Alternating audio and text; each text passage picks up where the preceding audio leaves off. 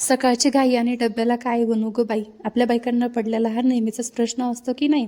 त्यासाठी ओवीज किचन घेऊन आले आहे तुमच्यासाठी अगदी झटकीपट बनणारी अशी ही सोयाबीन फ्राय भाजी. त्यासाठी व्हिडिओ आपला अगदी शेवटपर्यंत बघा. खूप चविष्ट आणि स्वादिष्ट ही भाजी होते आणि मेन म्हणजे झटकीपट होते. त्यासाठी व्हिडिओ स्किप न करता बघा. तर चला व्हिडिओला सुरुवात करूया. इथे मी घेतली आहे जाड अशी सोयाबीन वडी. त्यात मी घालून घेते आहे 1 ते 1.5 तांब्या असं पाणी. तुम्ही डायरेक्टली असं न करता पातेल्यामध्ये गरम पाणी करून छान उकळी येईपर्यंत पाणी गरम करायचं आणि सोयाबीन वडी डायरेक्ट त्यात टाकून दिली तरी चालेल आणि 10 ते 5 मिनटं ते ठेवायचं, जेणेकरून सोयाबीन तशी पण छान भिजते. पण मी तसं न करता मला लगेच बनवायची होती म्हणून मी डायरेक्टली गॅसवर ठेवून दिली ही. बघू शकता हे छान असं 5 मिनटांमध्ये एक उकळी आली की सोयाबीन आपली सगळी अशी भिजली आहे मस्त आणि फुगलीसुद्धा. आणि जे काही पाणी असेल त्याचं घाण ते सुद्धा निघून गेलं सगळं पिवळं पिवळं. आता हे मी गरम गरम तर पिळू शकत नाही म्हणून मी काय केलं, एका पातेल्यामध्ये थंड पाणी घेतलं. हे बाकीचं पाणी सगळं काढून टाकून दिलं आणि सोयाबीन मग आपली थंड पाण्यात टाकून 2 मिनटं ठेवली आणि मग ती पिळून घेतली. बघू शकता गरम पाण्याने आपण डायरेक्ट काढायला गेलं तर आपल्याला हाताला खूप भाजतं, म्हणून थंड पाणी टाकूनच मग ते पिळून घ्यायचं. बघा अजिबात पाणी नाही राहिलेलं त्याच्यामध्ये. ओवी पण दाखवतीये. आता इकडे मी भाजीसाठी थोडंसं साहित्य घेतलं आहे जे की आपल्या घरी अवेलेबल असतंच. बारीक वाटलेलं लसण, कांदा, कोथिंबीर आणि थोडासा कढीपत्ता हे सगळंच घेतलं, बाकी काही नाही लागत. आता इकडे मी गॅसवर कढई गरम करायला ठेवली होती. आता मी याच्यात टाकून घेते 2 पळ्या तेल. तेल हे आपल्याला चांगलं गरम होऊ द्यायचं.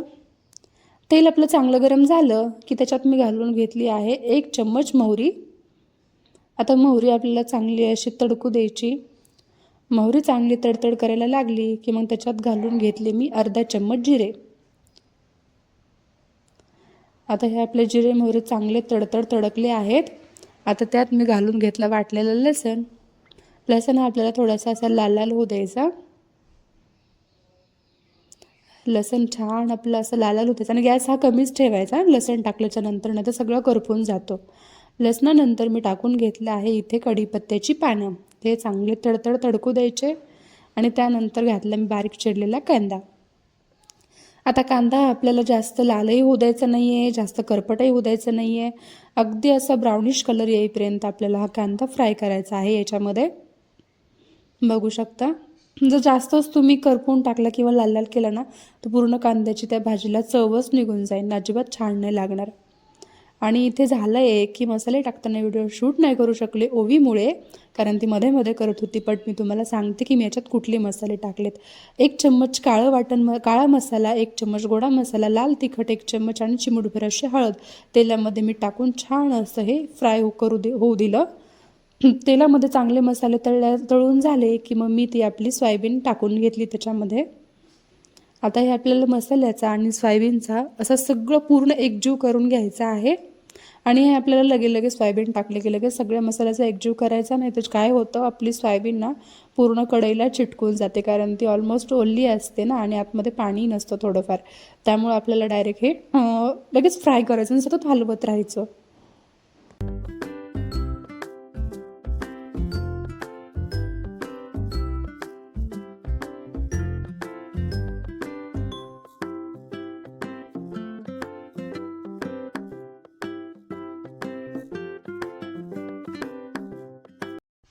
आता मसाल्याचा आणि सोयाबीनचा चांगला एकजीव झाला की मी इथे चवीनुसार मीठही घालून घेतलं. तुम्ही मसाल्यातसुद्धा टाकू शकता आपापल्या पद्धतीनुसार. मी वरून टाकते तर मी फ्राय केल्याच्या नंतर वरून टाकलं. आणि आता हे छान परत एकदा सगळा एकजीव करून घ्यायचा आपल्याला भाजीचा.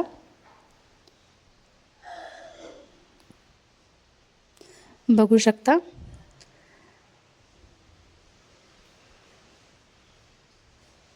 खूप चविष्ट अशी भाजी होते आणि झटकीपट तयार होते. टिफिनसाठी अगदी सोपी रेसिपी आपली ही. आणि आता ही आपली भाजी तयार झालेली आहे एकदम. आता मी वरून ही बारीक चिरलेली कोथिंबीर घालून घेते. खूप छान भाजी होते. नक्की ट्राय करा माझ्या बहिणींनो, दादांनो, जे कोणी स्वयंपाक करत असेल आपल्या घरामध्ये त्यांनी नक्की एकदा ही आपली रेसिपी ट्राय करा. आणि व्हिडिओ आवडला असेल तर लाईक, शेअर, सबस्क्राईब करायला विसरू नका. Thank you for watching.